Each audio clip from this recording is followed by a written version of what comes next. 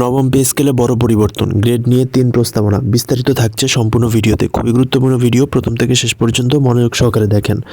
3 প্রস্তাবনা কি বা আদৌ কী হচ্ছে সব কিছু আজকের ভিডিওতে বিস্তারিত বলবো। সরকারি কর্মচারীদের দীর্ঘদিনের প্রতীক্ষার কেন্দ্রবিন্দু নবম জাতীয় পে স্কেলের সভা গতকাল বুধবার অনুষ্ঠিত হয়নি, কারণ দেশনেত্রী, সাবেক 3 বারের প্রধানমন্ত্রী আপসীর নেত্রী বেগম খালেদা জিয়ার মৃত্যুতে সরকার ঘোষিত সাধারণ ছুটি ছিল।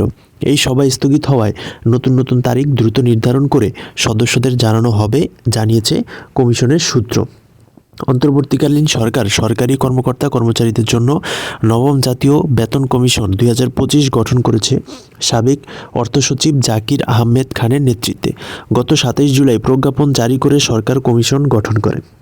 কমিশনের প্রথম সভা থেকে 6 মাসের মধ্যে সরকারের কাছে একটি চূড়ান্ত প্রতিবেদন জমা দেওয়ার নির্দেশ দেয়া হয়েছে। কমিশনের সূত্রে জানা গেছে, নবম পে স্কেলের বিদ্যমান 20টি গ্রেড রাখা হবে নাকি কমানো হবে তা নিয়ে সদস্যদের মধ্যে 3টি ভিন্ন প্রস্তাবনা এসেছে।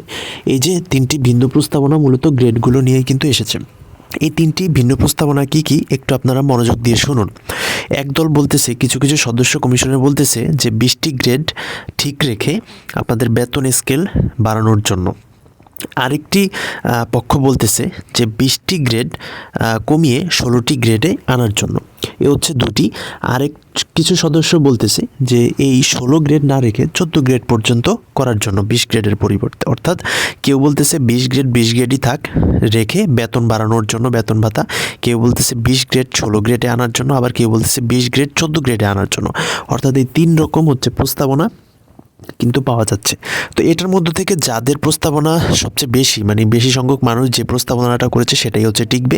এখন দেখার বিষয় হচ্ছে যে কোন প্রস্তাবনাটি সর্বশেষ প্রাধান্য পায়। এই তো হচ্ছে আজকের ভিডিওর আপডেট। পরবর্তী আপডেট জানার জন্য অবশ্যই চ্যানেলটি সাবস্ক্রাইব করে পাশে থাকতে হবে এবং খুব দ্রুতই পে স্কেল বাস্তবায়ন হবে।